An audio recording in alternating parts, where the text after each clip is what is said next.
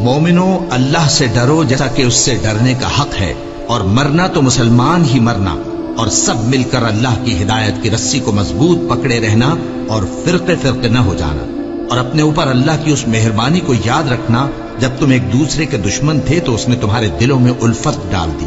اور تم اس کی مہربانی سے بھائی بھائی ہو گئے،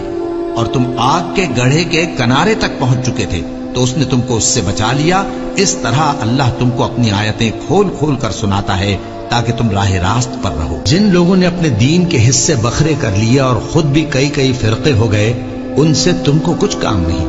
ان کا کام اللہ کے حوالے، پھر جو کچھ وہ کرتے رہے ہیں وہ ان کو سب بتائے گا۔ اور نہ ان لوگوں میں ہونا جنہوں نے اپنے دین کو ٹکڑے ٹکڑے کر دیا اور خود بھی فرقے فرقے ہو گئے۔ ہر فرقہ اسی میں مگن ہے جو اس کے پاس ہے، اور اس شخص سے بڑھ کر بات کا اچھا کون ہو سکتا ہے جو اللہ کی طرف بلائے اور عمل نیک کرے اور کہے کہ میں مسلمان ہوں۔ اور اللہ کی راہ میں جہاد کرو جیسا جہاد کرنے کا حق ہے، اس نے تم کو منتخب کیا ہے اور تم پر دین کی کسی بات میں تنگی نہیں کی، اور تمہارے لیے تمہارے باپ ابراہیم کا دین پسند کیا، اسی اللہ نے پہلے یعنی پہلی کتابوں میں تمہارا نام مسلم رکھا تھا، اور اس کتاب میں بھی وہی نام رکھا ہے۔ تو جہاد کرو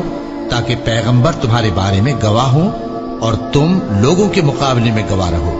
سو مسلمانوں، نماز قائم کرو اور زکوٰۃ دو اور اللہ کے دین کی رسی کو پکڑے رہو، وہی تمہارا دوست ہے، سو وہ کیا خوب دوست ہے اور کیا خوب مددگار ہے۔ اور جو میری نصیحت سے منہ پھیرے گا اس کی زندگی تنگ ہو جائے گی، اور قیامت کو ہم اسے اندھا کر کے اٹھائیں گے۔ وہ کہے گا کہ میرے پروردگار، تو نے مجھے اندھا کر کے کیوں اٹھایا؟ میں تو دیکھتا بھالتا تھا۔ اللہ فرمائے گا کہ ایسا ہی چاہیے تھا، تیرے پاس ہماری آیتیں آئیں تو تو نے ان کو بھلا دیا، اسی طرح آج ہم تجھ کو بھلا دیں گے۔